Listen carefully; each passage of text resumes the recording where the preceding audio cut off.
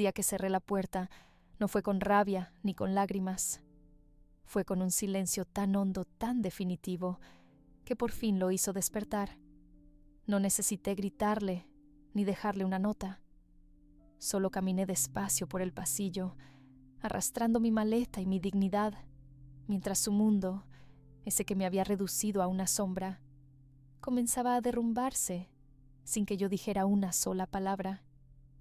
Durante años pensé que algún día cambiaría, que si yo amaba lo suficiente, él dejaría de mentirme de volver a casa, oliendo a excusas y a cuerpos ajenos.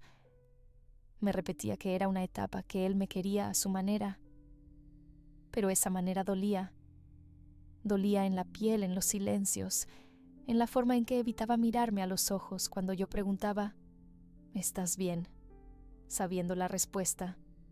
Yo era esa mujer que preparaba la cena, aunque supiera que él no vendría, que lavaba sus camisas con manchas de perfume ajeno, que aprendió a sonreír para los demás, mientras por dentro se hacía pedazos. Y él creía que nunca me iría, que seguiría ahí como una planta que sobrevive con las migas de afecto que caen del plato de otro. Pero no.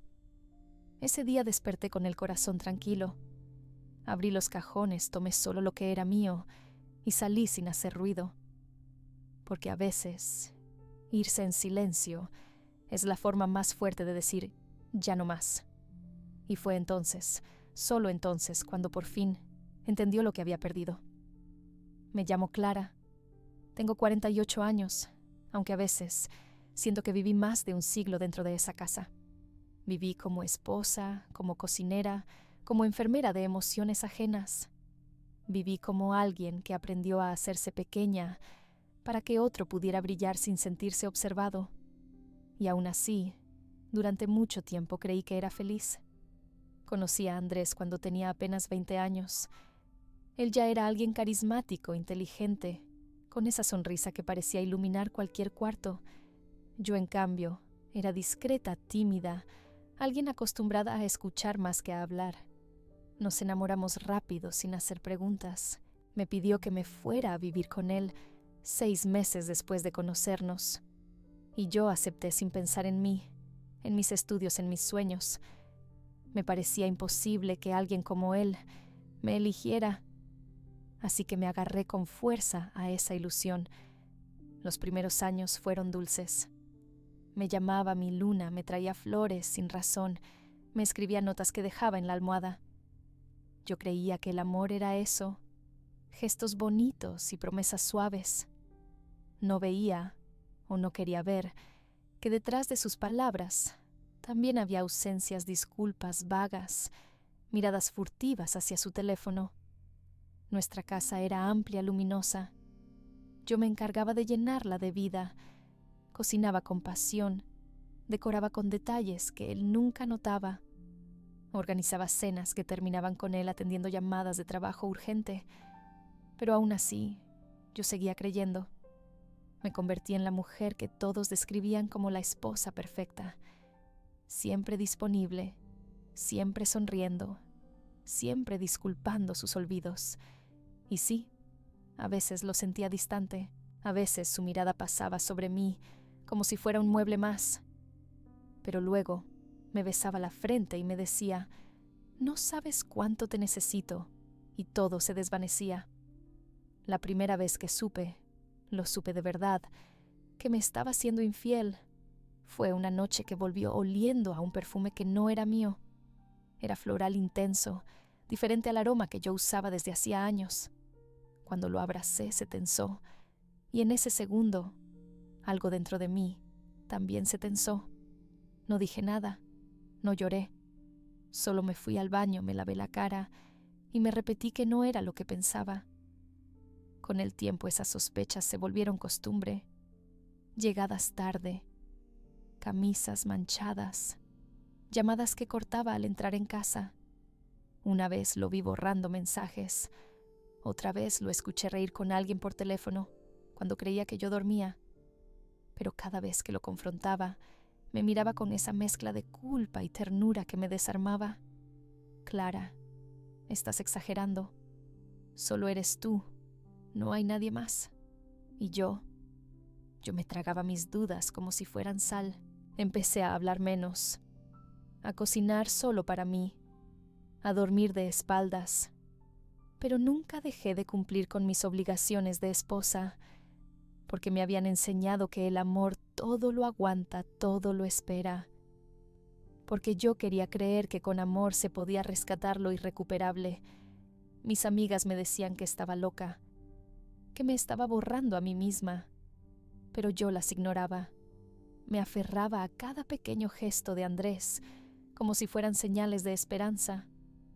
Una taza de café que me traía por la mañana, un mensaje rápido diciendo te extraño cuando estaba de viaje, una caricia en la espalda, justo cuando pensaba que ya no me veía. A veces me preguntaba quién era yo fuera de él. ¿Qué quedaba de mí cuando no era su esposa? Me miraba al espejo y no reconocía a la mujer que me devolvía la mirada. Ojos cansados, sonrisa forzada, silencio acumulado.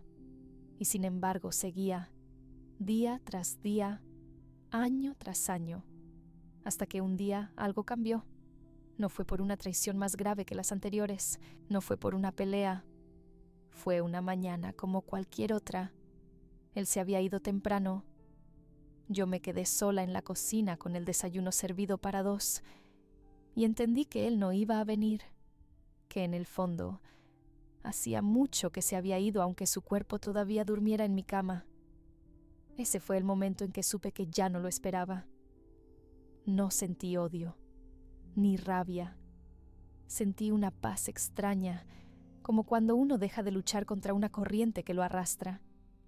Me levanté, lavé los platos y empecé a empacar. No sabía exactamente a dónde iría, pero sabía que no me quedaría, porque después de años de sobrevivir a sus mentiras, merecía empezar a vivir mi verdad. Yo no me fui de un día para otro. No. Antes de cerrar la puerta, cerré muchas heridas en silencio. Durante años caminé sobre cristales para no hacer ruido. Reí en cenas con amigos, mientras por dentro me sentía ausente. Contesté a llamadas de su madre, de sus socios, de sus amantes sin nombre, porque sí algunas veces contestaba yo, y colgaban en seco. Al principio me decía que eran compañeras de trabajo. Luego ya ni se molestó en mentir.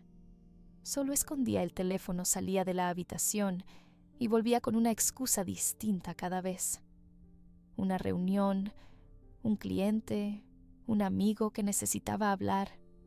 Siempre había alguien más que parecía necesitarlo más que yo. Y lo peor es que empecé a creerlo. Cuando se está mucho tiempo al lado de alguien que constantemente te hace sentir poca cosa, terminas preguntándote si de verdad lo eres. Empecé a dudar de mis palabras, de mis gestos, de mi valor. Me vestía y pensaba si sería demasiado vieja para él. Me maquillaba con la esperanza absurda de que me mirara como antes, aunque solo fuera por costumbre. Pero no, su mirada siempre estaba en otra parte. Recuerdo una noche que lo esperé con una cena especial. Había cocinado su plato favorito, puesto velas, perfumado la casa. No sé qué quería. Tal vez volver atrás por una noche. Tal vez solo que me viera. Llegó pasadas las 11. Ni siquiera se quitó el abrigo antes de decir, comí afuera con los del trabajo. Luego se encerró en el baño con el teléfono en la mano. La comida se enfrió como yo. Otra noche lo vi dormido con una sonrisa. Su teléfono vibraba en la mesa de noche. Lo miré por un segundo sin tocarlo, sin leer nada. Solo lo observé preguntándome si alguna vez había soñado conmigo, o si sus sueños, como su atención, también me habían olvidado. La distancia se volvió rutina. Dejamos de besarnos, luego de abrazarnos, luego de hablarnos, hasta que lo único que compartíamos era el techo y las cuentas del banco. Pero incluso en ese desierto emocional, yo seguía esperando una señal, una disculpa, un gesto de verdad. Una vez le pregunté sin rodeos, ¿tú me amas? Me miró como si no entendiera la pregunta. Claro que sí, Clara. «¿Qué tontería estás diciendo?», pero su voz sonaba hueca, como si repitiera algo que ya no sentía. Y entonces llegó el día en que escuché su voz diciendo: «Te amo, pero no a mí». Había dejado su ordenador abierto. No lo estaba espiando, juro que no. Solo quería buscar un archivo viejo, y allí estaba una videollamada grabada accidentalmente guardada en la que él reía con una mujer más joven, le acariciaba la pantalla y decía esas palabras que yo ya no escuchaba desde hacía años. No lloré, no grité. Cerré el portátil, fui al baño, me miré al espejo y me vi. Me vi de verdad. Vi a la mujer que había aguantado todo eso, que había cambiado su esencia por una promesa que nunca llegó, que se había vuelto invisible hasta para sí misma. Desde ese día, algo en mí empezó a romperse, o tal vez a liberarse. No fue inmediato. Seguí allí un tiempo más, haciéndolo de siempre.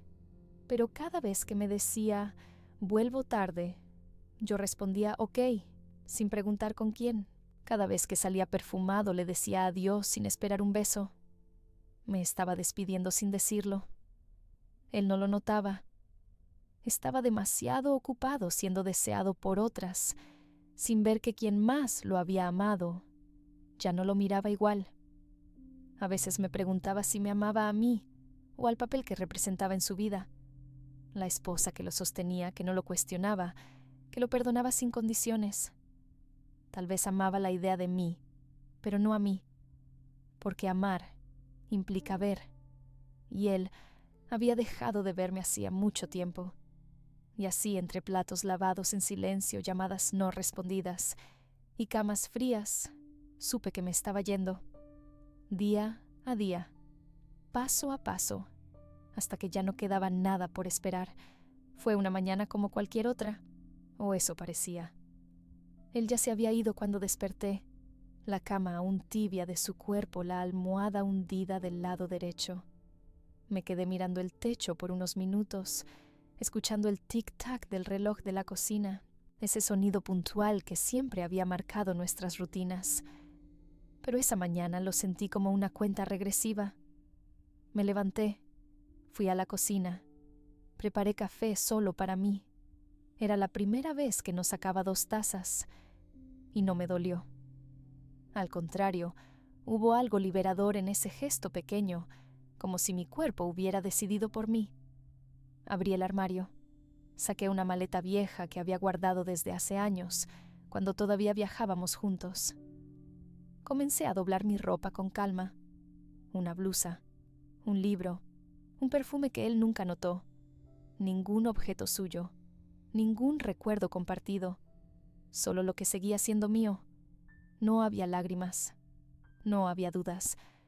Recuerdo que mientras empacaba la luz, entraba por la ventana de forma distinta, como si el mundo también supiera que algo estaba cambiando. Los pájaros afuera cantaban y por un momento me sentí viva. Cuando terminé, escribí una sola línea en una hoja en blanco. Hoy dejo de ser tu sombra. No te deseo mal, solo me deseo paz. La dejé sobre la mesa del comedor, junto a las llaves de la casa. Salí en silencio como viví los últimos años. El ascensor bajó despacio. Cada piso era una capa menos de resignación. Cuando crucé el umbral del edificio, no sentí miedo. Sentí vértigo, pero también sentí que estaba volviendo a mí. Mientras caminaba, repasé tantas escenas, no las más escandalosas, no las de traición abierta. Recordé más bien los olvidos, las veces que no me preguntó cómo estaba, las veces que me llamó por otro nombre sin darse cuenta, las veces que celebramos mi cumpleaños con cenas rápidas porque tenía prisa, las veces que me dijo «te quiero» mientras respondía mensajes por su teléfono. Una vez, años atrás, olvidó nuestro aniversario. Llegó tarde, sin flores, sin una sola palabra. Yo había preparado la mesa, había comprado vino, había encendido velas. Me miró y dijo, «¿Qué celebramos?» Y yo mentí. Dije, «Nada, Solo me apetecía cenar así. Esa noche dormí de espaldas abrazando la idea de que algún día recordaría.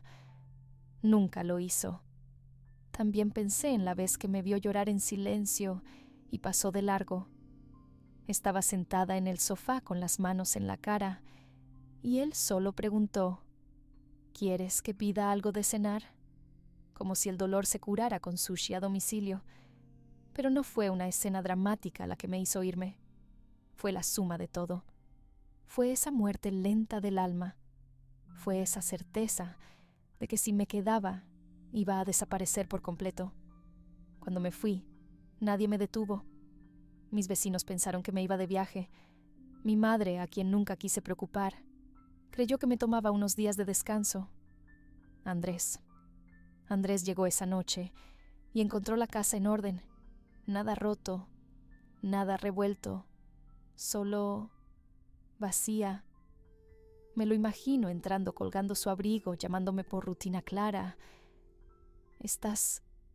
Me lo imagino mirando la mesa, viendo la nota, leyendo esa frase que le dije sin voz. Dicen que no dijo nada, que solo se quedó de pie inmóvil durante un buen rato, que no llamó a nadie, que no rompió nada, que solo subió a nuestra habitación y se sentó en la cama. Y ahí, por fin entendió. No era mi partida lo que lo destruía. Era su soledad, su reflejo en los muros vacíos, su culpa esparcida como ceniza por cada rincón. Era el darse cuenta de que aunque creyó tener 1000 opciones, solo había una que de verdad lo amó. Y esa ya no estaba. Yo, mientras tanto, dormía en casa de una amiga, con una manta prestada en un colchón duro, pero con la paz que no había sentido en años. No revisé mi teléfono. No esperé un mensaje. No quise saber si me buscaba. No esa noche. Solo cerré los ojos. Y por primera vez, dormí sin miedo a ser ignorada. Los primeros días después de irme fueron una mezcla de alivio y vértigo. Me despertaba temprano como siempre, pero ya no tenía que preparar café para 2. Me vestía sin pensar en si le gustaría cómo me veía. Me movía por espacios nuevos con pasos torpes al principio, como alguien que aprende a caminar después de años con los pies atados. Había tanto silencio, pero era un silencio diferente. No era el silencio incómodo del desprecio de las miradas esquivas, de los suspiros resignados. Era un silencio en el que podía escucharme a mí misma, mis pensamientos, mi respiración, mi dolor, y también mi esperanza. No volví a esa casa. No fui por mis cosas. No quise enfrentar sus preguntas ni sus disculpas tardías. Lo que necesitaba ya no estaba allí. Lo que era mío, mi paz, mi dignidad, mi voz, me lo llevé conmigo. Empecé a escribir, a leer libros que había dejado a medias, a llamar a amigas con las que había perdido contacto por no tener tiempo. Empecé a caminar por las tardes sin rumbo, solo para ver el cielo cambiar de color. Y poco a poco, sin darme cuenta, empecé a volver a mí. Andrés me escribió. Por supuesto que lo hizo. No enseguida. Pasaron varios días, luego semanas. Su primer mensaje fue breve. ¿Dónde estás? No respondí. Después, lo siento. No sabía que estaba tan mal.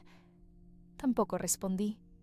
Y luego vinieron los largos párrafos y párrafos de culpa, de promesas, de recuerdos. Me hablaba del primer viaje que hicimos, del día que me pidió casarme, de lo buena que era yo.